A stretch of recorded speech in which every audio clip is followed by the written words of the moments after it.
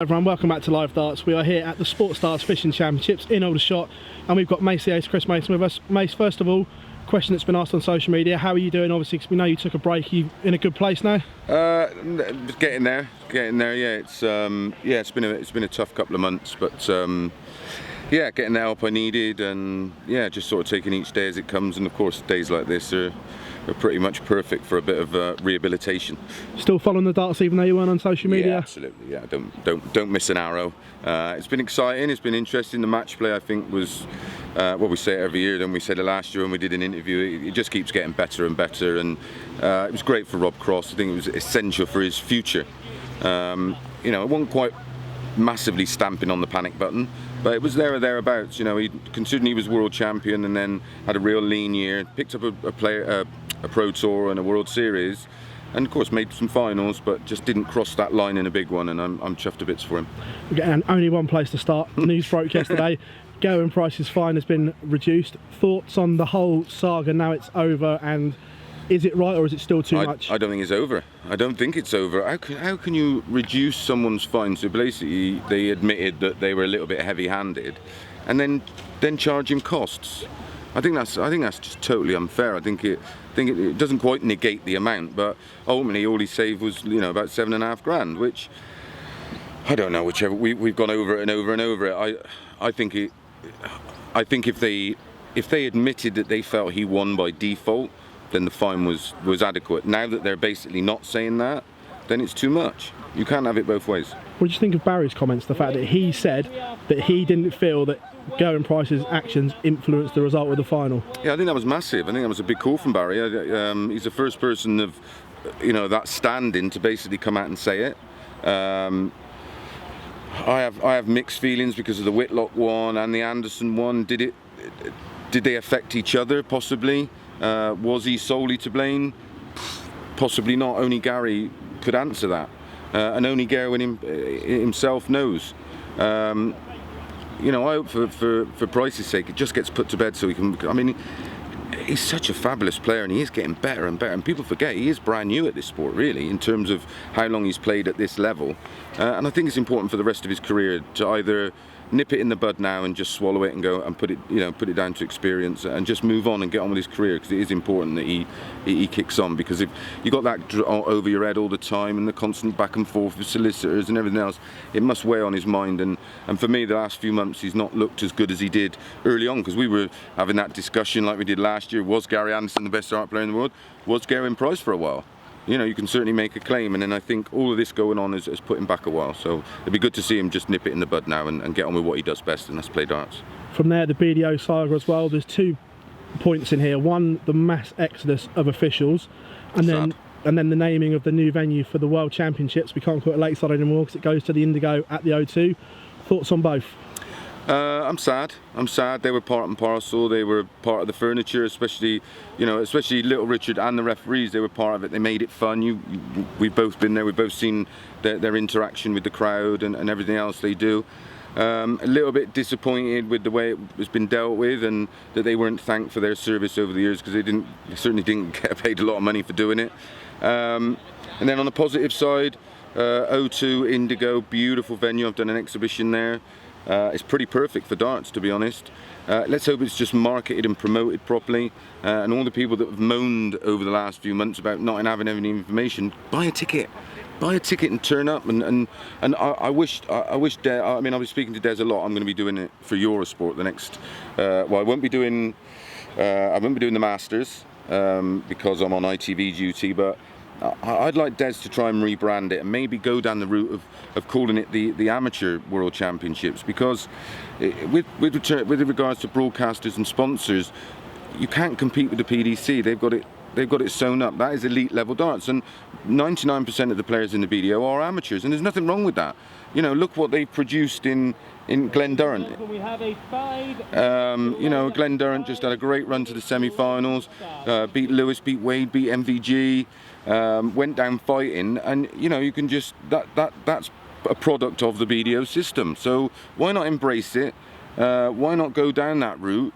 and I think they'd move forward better, and I think they'd get more respect, because you can't call it the World Professional Darts Championships, and it's just I just think they need to sort of move away from that slightly, rebrand, and take on a different guise, and I think they'll go forward. He's come up for a lot of stick, but fair play. He's just signed a long-term deal for the Worlds.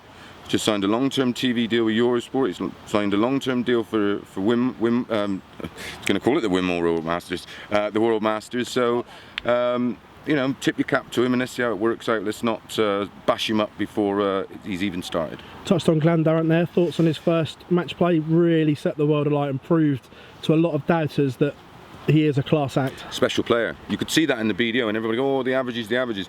You've got to remember, he's now playing in a perfect environment, long distance, against quality opponents every game. So, those long legs are rarely going to happen, which boosts his average. And I mean, some of the numbers he's put in this year, I think for the year he's around about 98 something, which is absolutely phenomenal. And he's going to be a threat in every event, because he set his stall out in the World Matchplay. He didn't just have an easy draw, and then he had the toughest draw possible. And after he beat Michael, I thought he might go on and win it, but as we said, it wasn't to be, and it was Rob Cross's week. Talking of Michael, when do we start pressing the panic buttons? Oh dear, yeah. I just think he did this before, and he's done it before in his career, and he just has this little blip where he might take his eye off the ball for a while, might not be putting the work in. We don't know what's going on at home, which obviously has an impact on your performance as a professional sportsman. But yeah, I fear not yet. I think he will come back, and I thought, I've been saying it, he does have that Taylor streak in him that someone is going to get absolutely bashed, and it ain't too far away. Is it slightly concerning though that he said he's not going to play a Pro Tour now for the rest of the year? Because when he was at his best, he didn't miss as much as what he's missing now. It depends if he's doing it because he wants to put his game in a good place, or if he's doing it because he can no longer be bothered, and he doesn't want to not win. And only he knows that, and I'm sure you'll get that out of him. And it could be the fact that he's finding not being dominant is affecting his confidence, or it could be down to the fact that he's going to say, right, I'm just going to go away now and graft, and get my game back to where it was and where it needs to be, because he's not going to get away with 90 odd averages now. No one is. You're going to eventually run into someone who's going to hit you with a big average, and unless you can compete, you're going home.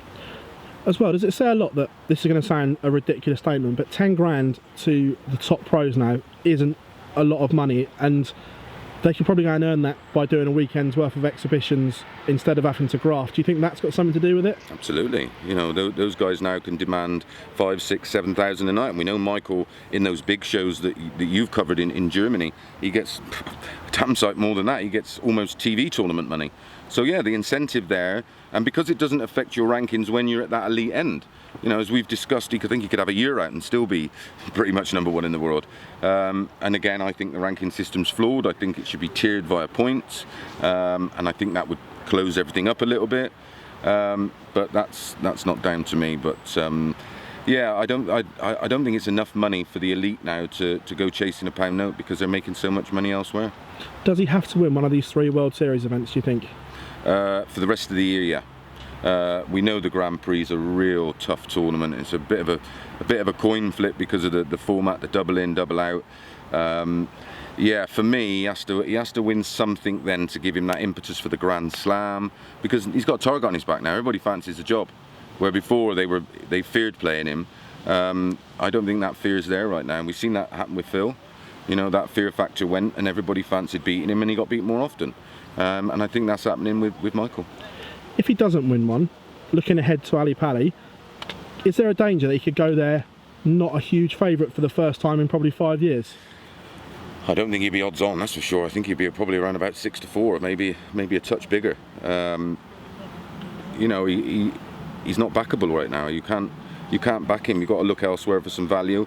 But as we know with Michael, he does have that insane ability to turn up on those big moments and time his run perfectly.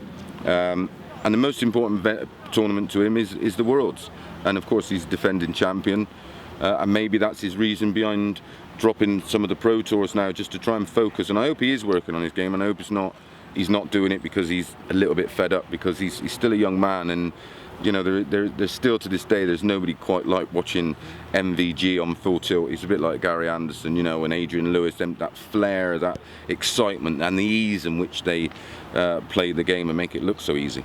Last one from us. There's a lot of talk on social media forums about the BDO Grand Slam picks.